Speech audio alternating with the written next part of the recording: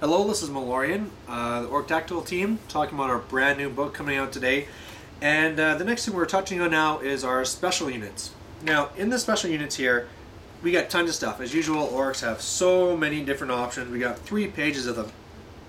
So I'm going to kind of break this up. And the first thing I'm going to be talking about is the various types of the chariots. So the chariots there would be the orc chariot, the goblin chariot, and I'm also going to be throwing in the pump wagon, even though that's a rare, just because this is kind of on the same idea.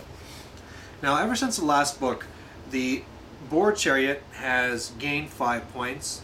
No real change in what it actually had.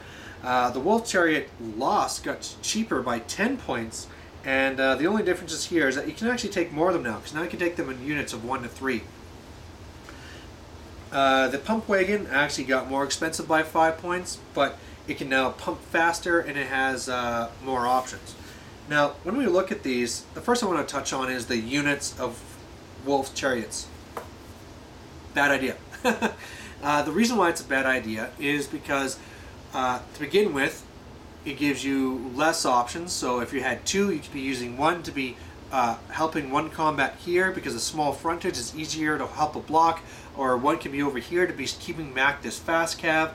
It's better to have, I'd say, 3 units of 3, or sorry, 1 unit of 3 units of 1 rather than 1 unit of 3, just because then you have all that flexibility. You can support a block with a unit of 3, but to really get the effectiveness, you need to hit the flank. So you need to be doing so much more to make this happen.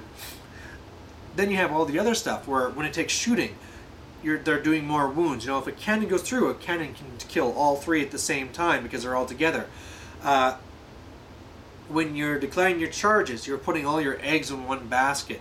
If they get the charge off against you, they're tying up all 3 chariots at the same time. The only benefit I can see to taking them in units of 3 is either for the point denial, so making it so that once you kill 1, you know, the other 2 are still there and your opponent got no points whatsoever. So if you're playing kind of a game like that, I can see it and maybe understand. The other part of it is that if you're really going for a theme, you're going to having so many chariots that you need to have this units of 3 just so you can get more of them in there. So for those, I can kind of see that, but those are really all themed issues, whereas in a most common list, you're not going to see that. I mean, you can even take 4 normally, so why, unless you're a person that goes with 5 or more wolf chariots, you don't need to worry about this anyway. So that's gone. Now, going to the pump wagon, it has a whole bunch of crazy new rules and stuff it can do. First of all, it can also be shown throw a mushroom that's automatically hitting and ignoring armor saves, but it has all these upgrades. You know, it can make it so that it has +1 strength. It can make it so it gets to reroll dangerous terrain. It makes it so it can ignore armor saves. Another one so it goes faster. Big thing to remember here is that these things are just toughness for 3 wounds, a 6+ save. Very easy to destroy. Even when it's going its fastest, it's only 14 inches, so it's also fairly slow. And so for the most part, you're just going to be wanting these to be as cheap as possible. You know, some of these things sound cool, like, oh, you know, I'll make it so I'm strength 5, so I'm wounding tons, and you're getting no armor saves. Oh man, we're going to kill knights like crazy. Well, okay, if you're a person that faces knights all the time, that's one thing, but I think for the majority of us in 8th, it's all about hordes. So a lot of this stuff doesn't even matter. Usually what you're using your pump wagon for is for catching fast cav or something that's sneaking around you, right? If you have some sneaky flying around caster, when you charge them with this thing, they can't flee, so you get to catch them. And with that, there's no reason. Maybe you want to put the points in to make it faster, but even doing that brings up the points by almost 25%. So I don't know if I'd really want to be bothering with that. Just keep it as cheap as possible. I'd rather get, you know, an extra one than going with all these different upgrades. But even in then, you know, I think this is going to be more of a fun choice. Something that, you know, maybe in a big game it's good to have back guarding your war machines, but overall I'm going to put this as one of the lower priority to the other chariots. So what this means is that you now have to decide between the boar chariot and the goblin chariot. And I think when it comes to it now, when it was in the last book, I thought it was pretty even, just because of the way the points worked out and stuff. The wolf chariot's faster, but the orc chariot is tougher, has another wound, another armor save.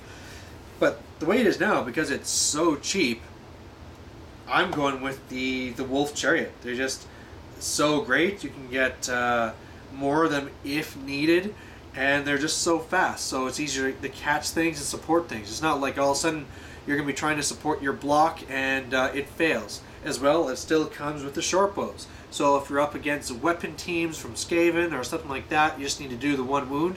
You know, another orc army that's going to be having fanatics, those 3 little bows can come in handy sometimes. So between the 2 chariots, I would go with the wolf chariot. So let's push that aside. That's the chariots. Next thing, let's go to boar boys. Boar boys got cheaper for both, but also a big part of that is that they start with kind of less gear.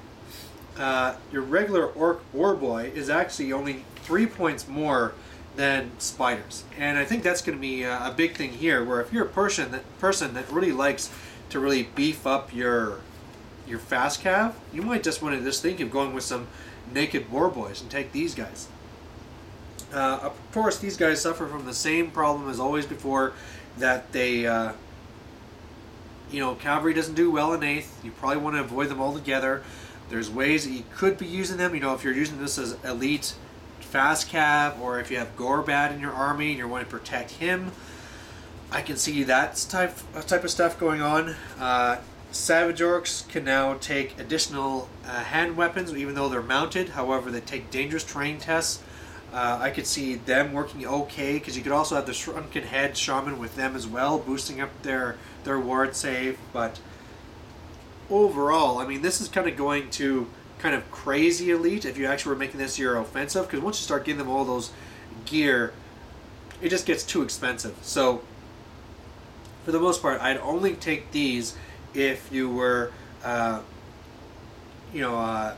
taking Gorbad.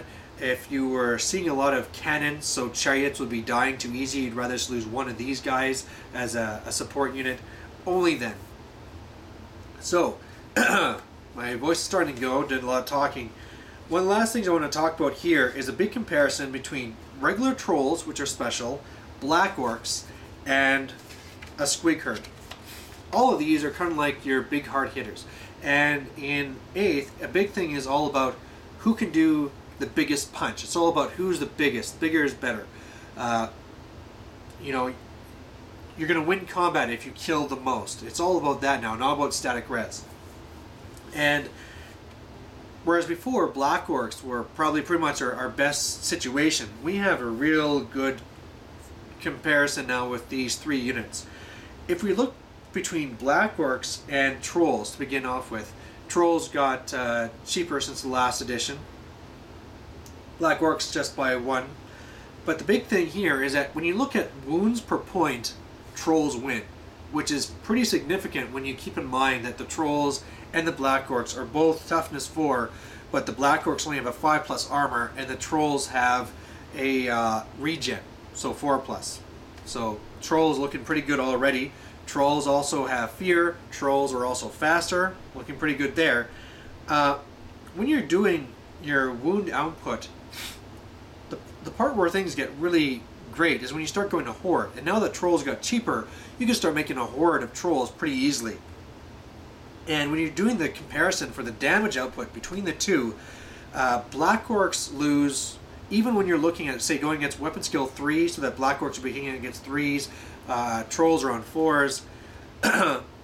Even when you're looking at toughness 4, so with the great weapon, the black orcs are wounding on 2s, the trolls are on 3s. Because the trolls have so many more attacks, even without the stomp, trolls win over great weapons. When you're looking at weapon skill 3, toughness 4, armor save doesn't really matter.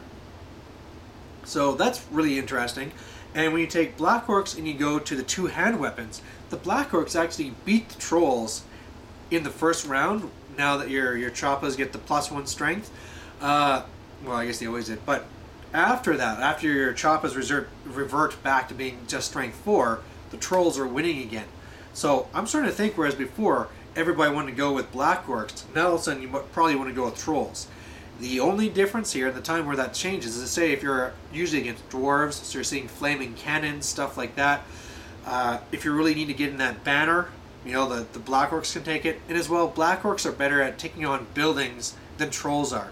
So I think for the overall, Trolls all of a sudden became a better Horde star than Black Orcs.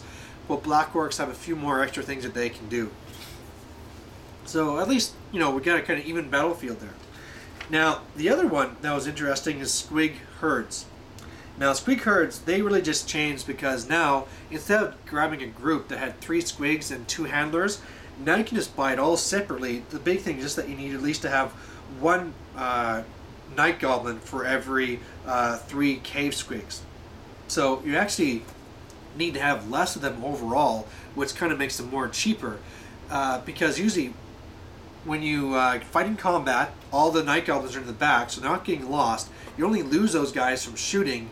A lot of shooting now is templates, which isn't hitting them anyway, so you can feel free to go with a lot less of these guys and be completely fine. When you start comparing these guys to Black Orcs, well, both of them are weapon skill 4. Both of them are, if you look at using the 2 hand weapons for the Black Orcs, both are strength 5 in the first round. You know, after that, Black Orcs actually get weaker, and both of them have 2 attacks. The big difference is that the Squigs are 4 points cheaper. So that's pretty good. The only thing Black Orcs having going for them there is that they have toughness 4 rather than 3, and they have a 5+ armor versus no armor.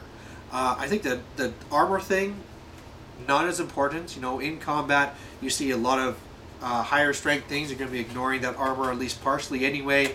The toughness 3 can be a bigger deal, but it's just you're saving so many points there. And so when you're making a big horde, I can easily see going with these the herds. Also, a great thing about the herds is that they take up a smaller frontage. So did the trolls, by the way, than the Black Orcs. They're both as good as attacking buildings. Both looking good there. The only other thing that the Black Orcs having going for them is that they are can take a banner and command. And the other thing that I think is going to be really holding back Squig herds is that they're all metal. I actually just ordered a whole bunch so I can do this herd, but I can see that's why people will go with Black Orcs, just because they're plastic, easier to put together, rather than ordering all this metal and have to deal with the metal. So the main thing I'm saying here is that for our horde stars, Black Orcs, Trolls, Squig herds, I see them as even. They're all awesome. So it's just great to know that we have those things, and if you're going to take 2 of them, I would be going with the Squig herd and the Black Orcs, just because then you don't have to worry about any multiplication weapons like cannons or stone throwers. So great stuff for the orcs.